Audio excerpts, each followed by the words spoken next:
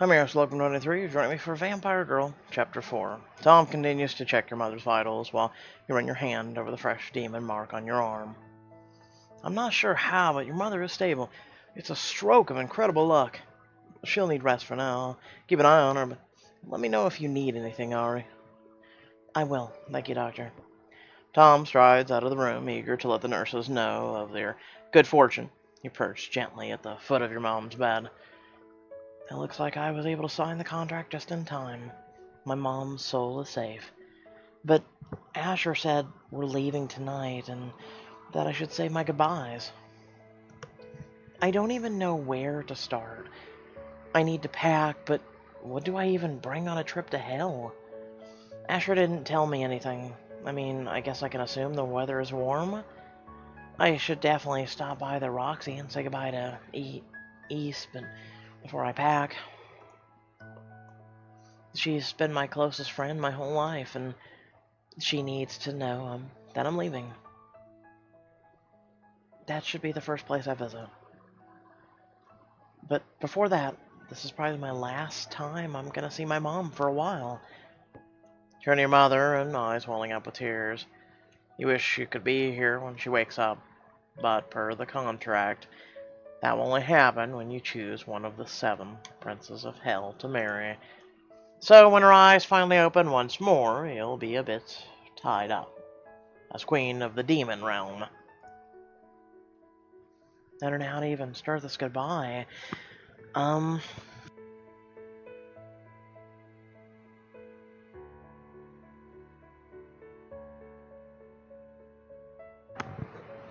proud to be your daughter. Oh my god, look, a diamond. For a choice. I haven't seen that in a while. You sacrificed your life to keep me alive, and I'll always be grateful for that. I owe you everything, Mom, unless I haven't been paying attention. You hold your mother's hand. Thank you for being there for me, and always believing in me, and giving me a chance to live. Goodbye, Mom. You gently place your mother's hand on her chest and stand up, wiping the tears from your face. You take a deep breath and push your way out the door, keeping your head held high.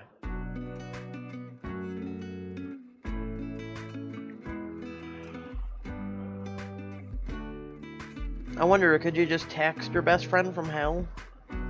Hey, Hades' daughter did it. You make your way to the Roxy, the bar you work at. The room is noisy with people and music. You see Ez's head pop up from behind the bar. She drops her tray of drinks and runs over. Ari, how's your mother?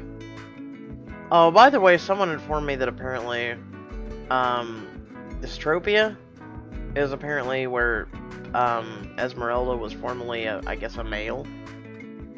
Or female, I don't know. They're just trans, let's put it that way. So, for those of you who don't read the comment sections, that's what it meant. How do I answer a question like that from my best friend without telling her everything? Seriously, I'm about to break. I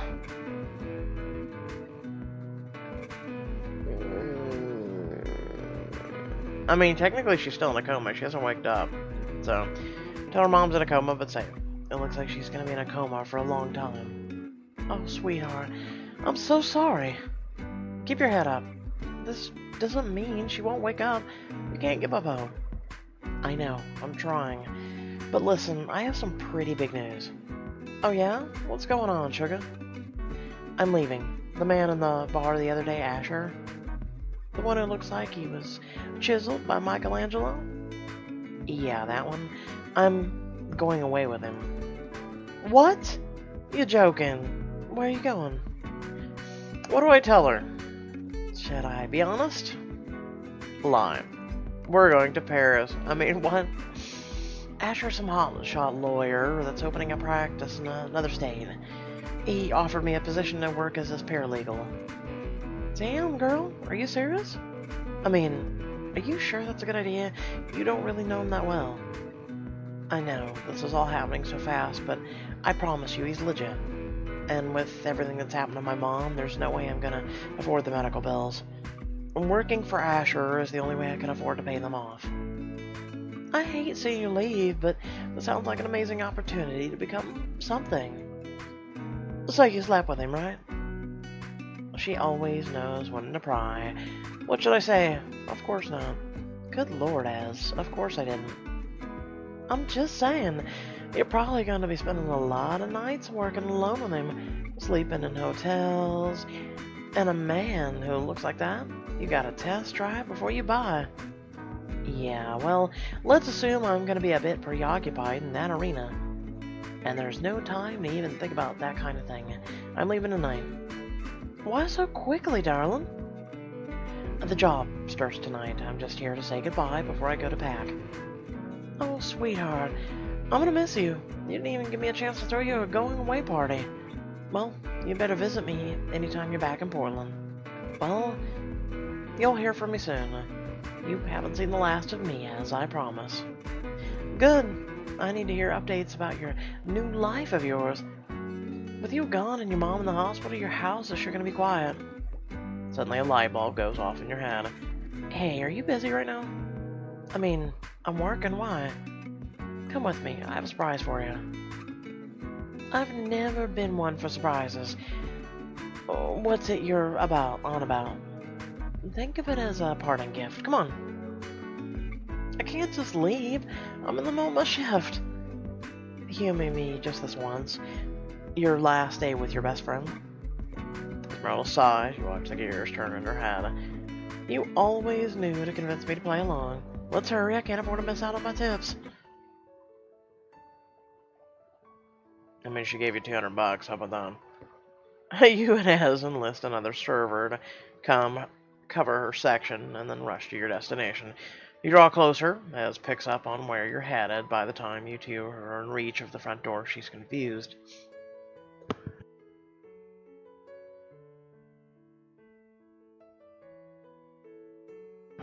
Okay, so you brought me to your house. What's the big surprise? You're looking at it. I want you to live in the house while I'm gone. And while my mother is in the hospital. What? You can't be serious. Super serious. So, get your stuff. Start moving in as soon as you can. There's no way I could possibly accept this. I know how tight my money is. With your reassignment surgery on the line, every penny counts. And after hearing about how horrible your neighbors have been to you and your boyfriend, and this is the least I can do. You and Pete have been looking for a new place to stay, and this house is perfect. Besides, I need someone to look after my stuff when I'm gone. And I can't think of anybody better than you, Az. I don't know what to say. She's really struggling to accept this. What should I do? Yell at her to take it. Says she take it. Tell her she can say no. Insist. Say you'll take it. For me? She looks down and wipes her eyes. This means more to her than she can even process. She nods, unable to form words to thank you. You hug her. She doesn't need to say it. I love you, you crazy, stubborn, sweetest thing. I love you too, Az. I'm gonna miss you. Asher doesn't know what he's in for. Stay safe, and stay yourself, alright? Call me the second you're back in town. I will, Az, trust me. Az wipes her eyes and heads back to the Roxy to finish her shift. That felt so good, helping her out like that. I'm seriously gonna miss her. But I can't even think about that right now. I need to pack. You hear the door swing open and slam shut. Damn, that must be Asher. I haven't even begun to get ready. Asher breezes through the living room, his polished shoes clicking on the hardwood floors. He looks at you, a wicked grin on his face. You wish it wasn't so alluring on him, the jerk. You walk up to him, his chest close to your face, the slightest hint of a musky cologne on the air between you. You inspect him from bottom up, and then inspect the bottom again. For good measure, you meet his piercing gaze. You can't decide how you feel about Asher from the sound of it. He's just the messenger. An insanely handsome, yet entirely frustrating one. This guy, I'll have to snap at him. Don't you even have the decency to tell me you're walking in? You've got some bad manners for someone that thinks so highly of himself. Asher, I like you, I think, but really, you're really annoying sometimes. I can't be the first person to have told you that. He laughs. It's deep and sincere, and you can't help but grin as well. Not by a long shot. Are we ready to go? Not really. I have no idea what I'm supposed to pack or bring with me. Bring with you? You don't need to bring anything. What are you talking about? I'm going to bring my clothes, obviously. Nothing you own will have any worth in our world. Your belongings will be relics of your old life. You aren't bringing anything except for a toothbrush and that perfectly shaped ass of yours. Pause for a moment, sucking in a deep breath. You remember Ezra's parting words. Stay safe. Look up to Asher, his body towering over you. You look up at his face. Maybe I shouldn't pick a fight. He's an actual demon. I have no idea what he could do to me. He can't kill you because that would break the contract. Then again, if I'm going to be a princess, I need to command respect or I'll get walked all over. I need to concede. Okay, whatever you want.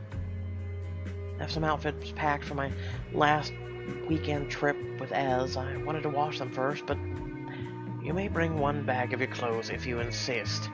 Perhaps they'll make suitable pajamas or dish rags, whatever. Better hurry, the limo awaits. Limo? Of course, you really think someone like me would drive anything else?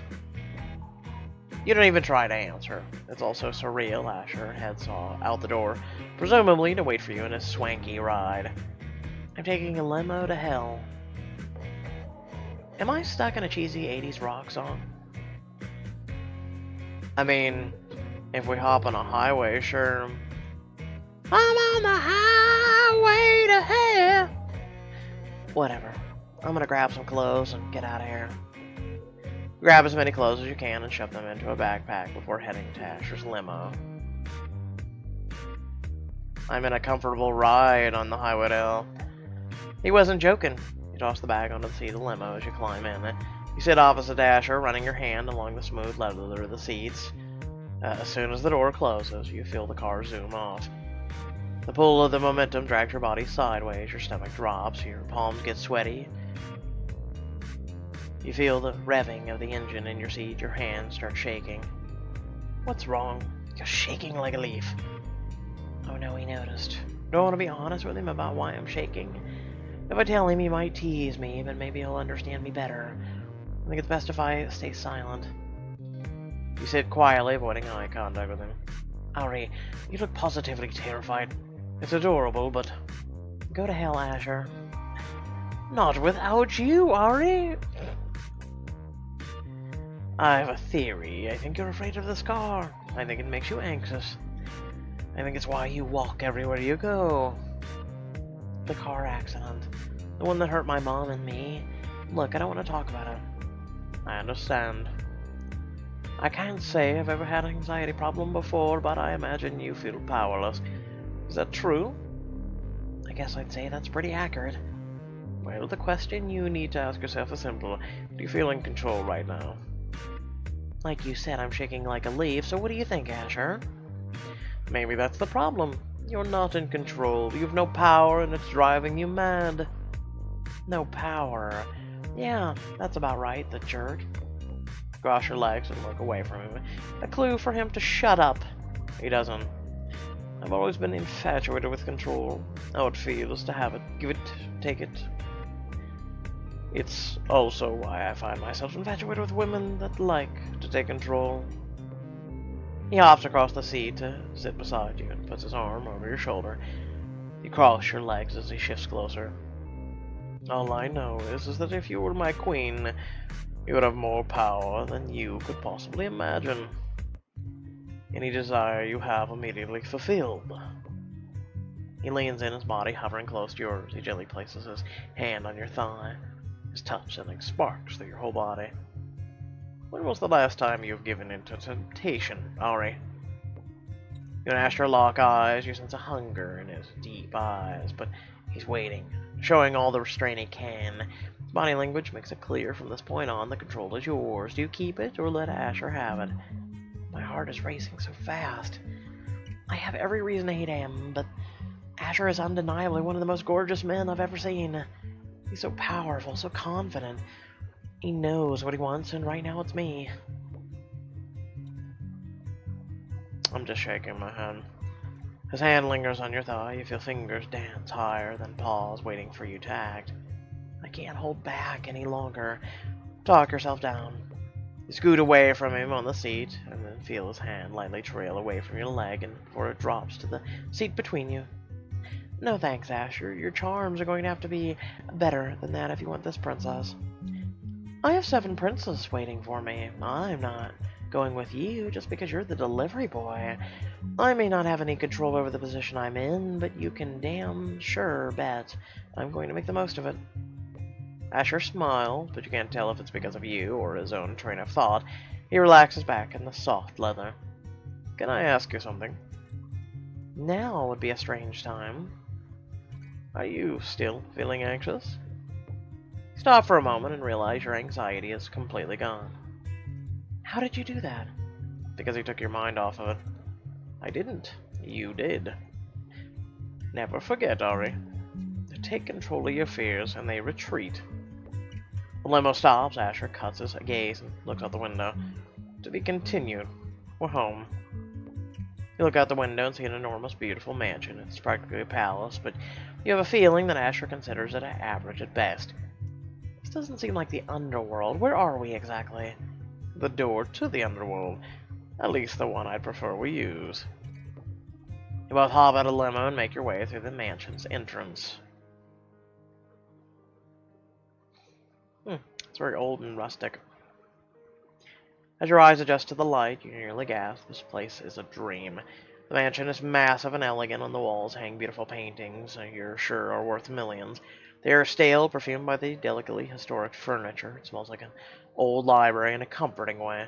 A beautiful chandelier shimmers above, sprinkling bright reflections on every pristine surface.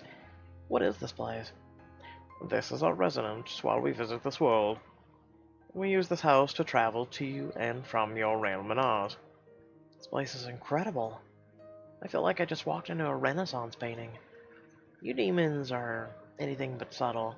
First the limo, now this, and your suits, of course. We appreciate the beauty of your world. The little time we spend here should be satisfying. Do you like it? This is my style.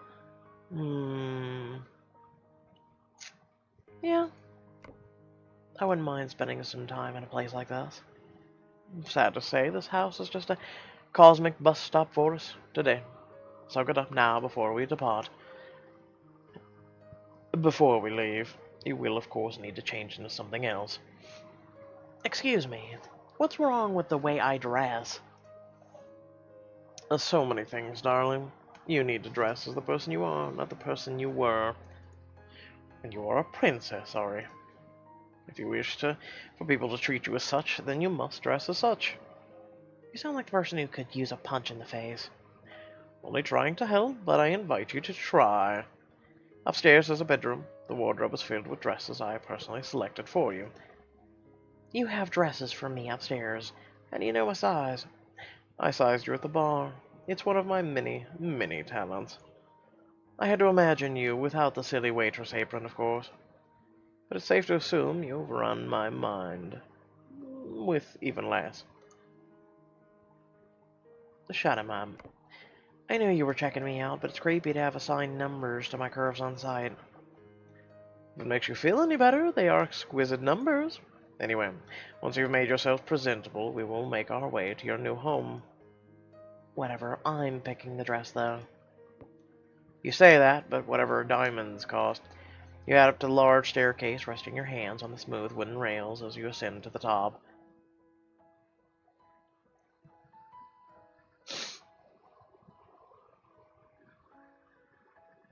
You step into a luxurious bedroom, nearly the size of your old house. King-sized bed stands in the middle, perfectly made.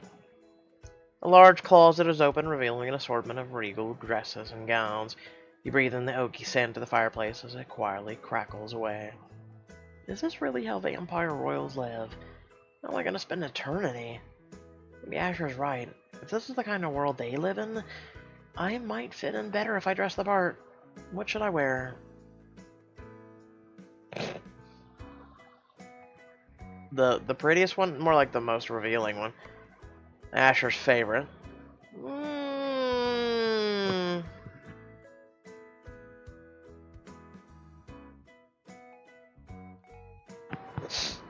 Sorry about that. It's alright. I mean, I like it. Black and gold. It's kind of nice. And my clothes from home. Okay, I have nothing wrong with that. I actually like that too. Now all I'm missing is... You pull out the pendant that Ez gave you. It's a very beautiful pendant. Gently place it around your neck. It hangs perfectly and brings the outfit to a whole new level. This looks perfect, except we don't see the amulet. Ez is going through so much. This pendant is a reminder that she can handle her journey. I can certainly handle mine. You walk back downstairs into the glistening grand hall of the Ornan mansion.